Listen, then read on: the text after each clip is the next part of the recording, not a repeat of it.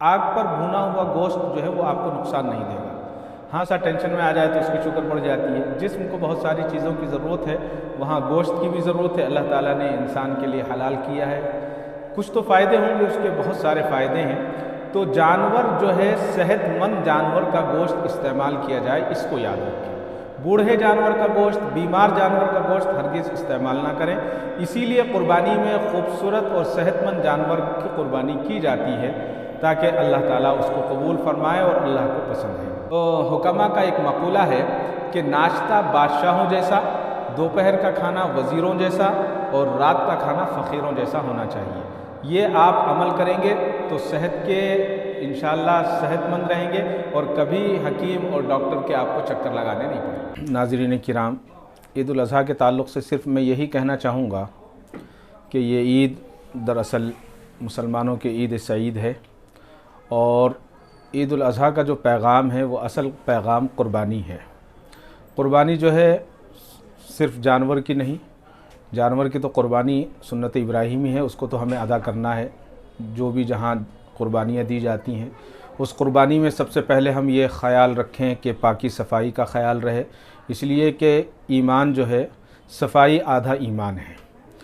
तो घर में पाकी सफ़ाई, बाहर पाकी सफ़ाई, आसपास पाकी सफ़ाई, इसका ख़ास ख़याल रखा जाए जो हमें इस्लाम ने सिखाया है।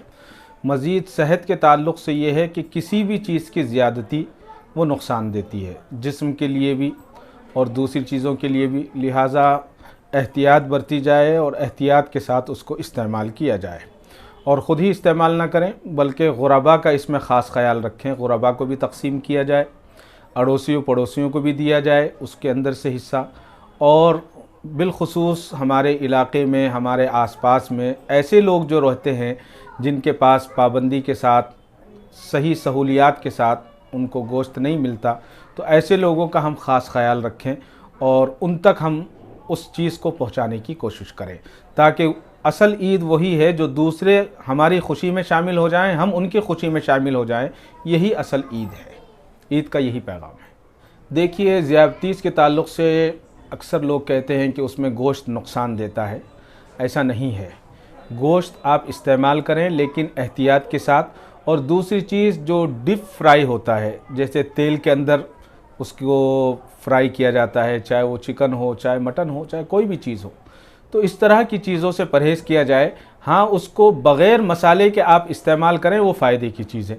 जिस तरह से अरबों में एक दस्तूर है कि सिर्फ़ काली मिर्च और नमक जो है गोश्त में डालकर उसको भून लिया जाता है, आग पर भूना जाता है। आग पर भुना हुआ गोश्त जो है वो आपको नुकसान नहीं देगा। हाँ, सालन से बना हुआ गोश्त या सारे मसाले लगे हुए, जो हम जिसको मसाले लगे हुए कबाब वग़ैरह बनाकर हम खाते हैं, ये बहुत ज़्यादा नुकसानदा है। और ख़ुसूसियत के साथ जैसे ही ईद उल अज़हा गुज़रती है, मैंने ये देखा है बारहा कि हमारे पास बवासीर के मरीज़ों की तादाद बढ़ जाती है। उसकी वजह यह है कि रात में देर से गोश्त का खाना ये भी नुकसानदा है। या अगर शाम में हम गोश्त इस्तेमाल कर रहे हैं तो हमें चाहिए कि जल्द से जल्द खाना चाहिए और जब वो हज़म हो जाए उसके बाद हम आराम करें। और बग़ैर मसाले का आप गोश्त इस्तेमाल करें, वो जिस्म के लिए भी क़ुव्वत का सबब होगा, फ़रबे का सबब होगा और आपकी सेहत के लिए कोई नुकसानदा नहीं होगा। तो शुगर के जो मरीज़ हैं, जो बार बार पूछते हैं, बहुत सारे लोग कहते हैं कि बकरे के अंदर जो है, मटन के अंदर जो है शुगर बहुत ज़्यादा होती है। कौन सी चीज़ ऐसी है जिसमें शुगर नहीं है? आदमी वैसे ही थोड़ा सा टेंशन में आ जाए तो उसकी शुगर बढ़ जाती है। जिस्म को बहुत सारी चीज़ों की ज़रूरत है, वहाँ गोश्त की भी ज़रूरत है। अल्लाह ताला ने इंसान के लिए हलाल किया है। कुछ तो फ़ायदे होंगे, उसके बहुत सारे फ़ायदे हैं। तो जानवर जो है, सेहतमंद जानवर का गोश्त इस्तेमाल किया जाए, इसको याद रखें। बूढ़े जानवर का गोश्त, बीमार जानवर का गोश्त हरगिज़ इस्तेमाल ना करें। इसीलिए क़ुरबानी में खूबसूरत और सेहतमंद जानवर की क़ुरबानी की जाती है ताकि अल्लाह ताला उसको कबूल फ़रमाए और अल्लाह को पसंद है। जो अच्छी चीज़ होती है वो अल्लाह के रास्ते में क़ुरबान की जाती है। गोश्त के खानों के साथ सब्ज़ी और तरकारी भी इस्तेमाल हो तो सेहत पर अच्छा रहेगा। सेहत के लिए जहाँ तक सब्ज़ियों का मसला है, मैं आपको एक चीज़ कहूँ तो आपको ताज्जुब भी होगा और शायद बहुत सारे लोग मेरी बात से मुत्तफ़िक़ भी नहीं होंगे और बहुत सारे इत्तफ़ाक़ भी रखेंगे। लोग ये कहते हैं कि सब्ज़ी खाने से कोलेस्ट्रॉल नहीं बढ़ता। ऐसा नहीं है, सब्ज़ी खाने से भी कोलेस्ट्रॉल बढ़ता है और बहुत ज़्यादा बढ़ता है। उसकी मिसाल ऐसी है कि आप गोश्त ले लीजिए और गोश्त को एक प्याले में डाल दें, एक बर्तन में डाल दें पानी में डालकर, 8 दिन 10 दिन के बाद वो सड़कर उसकी सूरत बदल जाएगी और वो ख़त्म हो जाएगा। और उसी पानी में आप जो है तेल डालिए जी, मस्टर्ड ऑयल डाल दीजिए या दूसरा ऑयल डाल दीजिए, तो आप 1 साल के बाद भी वो ख़राब नहीं होगा, वो ऐसा ही रहेगा। उसकी तेल की जो वो है कैफियत है वो बाकी रहेगी।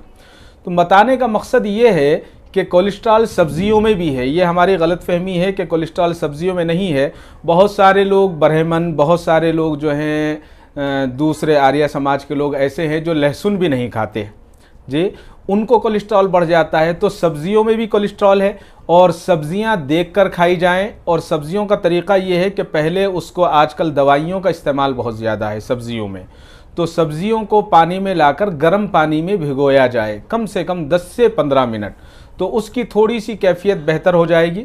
सब्ज़ी का इस्तेमाल होना चाहिए और ख़ुसूसन कच्ची सब्ज़ी इस्तेमाल करनी चाहिए, जैसे गाजर है, मूली है और कंकड़ी है, खीरा जिसको हम कहते हैं। इन चीज़ों का इस्तेमाल बहुत ज़्यादा मुफीद है। कच्ची सब्ज़ी का इस्तेमाल होना चाहिए और कच्ची सब्ज़ी सेहत के लिए भी अच्छी होती है और फ़ाइबर ज़्यादा होने की वजह से हाजमा ज़्यादा बेहतर करती हैं। तो जहाँ सब्ज़ियों को हम अव्वलियत देते हैं, सब्ज़ी भी बराबर है, सब्ज़ी भी खानी चाहिए लेकिन गोश्त भी खाना चाहिए। और जो फरबे जानवर होते हैं तो उसमें अमूमन ये देखा है कि चर्बी की मिकदार उसमें ज़्यादा होती है, और ख़ासतौर पर जो फार्म उससे जो जानवर आते हैं तो ये देखा गया कि चर्बी की मिकदार उसमें ज़्यादा होती है। देखिए, जो चर्बी की मिकदार ज़्यादा होती है, चर्बी 2 किस्म की होती हैं। यहाँ इस वक्त आपके नाज़रीन को अगर मैं तफसील में जाऊँगा तो सिर्फ चर्बी की तफसीलात बताने के लिए मुझे 1 घंटा चाहिए। मैं मोटी सी बात, ताकि जो आपके नाज़रीन में ख़वातीन सुन रही हैं उनके लिए, अगर हम गोश्त पका रहे हैं तो बाहर से उसमें तेल नहीं डालना चाहिए। और उसके अंदर 2 तरह की चर्बी होती है, एक मोटी चर्बी होती है, एक रवाज़ जिसको हम बोलते हैं। रवाज़ की जो चर्बी होती है उसी से सालन पकाना चाहिए। अगर हम उससे सालन बनाएंगे या उसको पकाएंगे तो वो चर्बी हमारे लिए नुकसानदा नहीं होगी। लेकिन यहाँ ये एहतियात ज़रूरी है कि उसको भी हम भर भर कर नहीं खाना है। 1 पीस, 2 पीस, 3 पीस खा लिए बस काफ़ी है जी। किसी भी चीज़ का ज़्यादती जो होती है, चाहे वो कुछ भी हो, आप सब्ज़ी ज़्यादा खाएंगे, मिसाल के तौर पर पालक खाएंगे ज़्यादा, रोज़ खाएंगे तो पथरी बनने का डर रहता है। उसी के साथ साथ कुछ लोगों को लूज़ मोशन हो जाते हैं। इसी तरह से गोश्त का इस्तेमाल भी हो, लेकिन तेल बाहर से उसमें ना डाला जाए और कम से कम, और जो ज़्यादा चर्बी है उसको हटा दिया जाए। और गोश्त का बेहतर तरीक़ा यही है कि गोश्त को भून कर खाया जाए, अंगार पर डालकर खाया जाए। वो गोश्त सेहत के लिए फ़ायदे का सबब होता है। आखिर में क्या पैगाम है सेहत और आखिर में बस आपके नाज़रीन को यही पैगाम देना चाहूँगा कि रात का खाना जल्दी खाएं। हमारे साउथ में जो है, जुनूब में क्या होता है, हम लोग रात का खाना 9 बजे 10 बजे खाते हैं। आप पूरी दुनिया में जाइए, हमारे साउथ को छोड़ दीजिए और एशिया के कुछ इलाकों को छोड़ दीजिए, रात का खाना 7 बजे उनका ख़त्म हो जाता है और सुबह का नाश्ता 7 बजे ख़त्म हो जाता है, दोपहर का 12 बजे हो जाता है। अगर हम अपनी डाइटिंग जो है, जो खाने के जो तरीक़े हैं उसको बदल लें, नाश्ता सूरज निकलने से पहले नाश्ता होना चाहिए, यही नाश्ते का तरीक़ा है। और दोपहर का खाना जो है बहुत मुख्तसर होना चाहिए और सीधा सादा होना चाहिए, और रात का खाना बिल्कुल सीधा होना चाहिए। हुक्मा का एक मक़ूला है कि नाश्ता बादशाहों जैसा, दोपहर का खाना वज़ीरों जैसा और रात का खाना फ़कीरों जैसा होना चाहिए। ये आप अमल करेंगे तो सेहत के इंशाअल्लाह सेहतमंद रहेंगे और कभी हकीम और डॉक्टर के आपको चक्कर लगाने नहीं पड़ेंगे। बहुत बहुत शुक्रिया। आखिर में आपके इस इदारे का नाम क्या है और आपकी क्या जिम्मेदारी है? रहीमी शिफा खाना ये जो है 1978 से सूबा कर्नाटक में खिदमत अंजाम दे रहा है, और जहां आप इस वक्त बैठे हुए हैं गनगुंडनाहल्ली बेंगलोर में, यहाँ 1992 से कायम है। तकरीबन ये 46 और ये 47वां साल है। मेरे वालिद मोहतरम, जिनको बड़े हकीम साहब के नाम से लोग जानते थे, और उनका नाम जो है तिब के अलावा जो है खानकाही नाम ज़्यादा मशहूर था।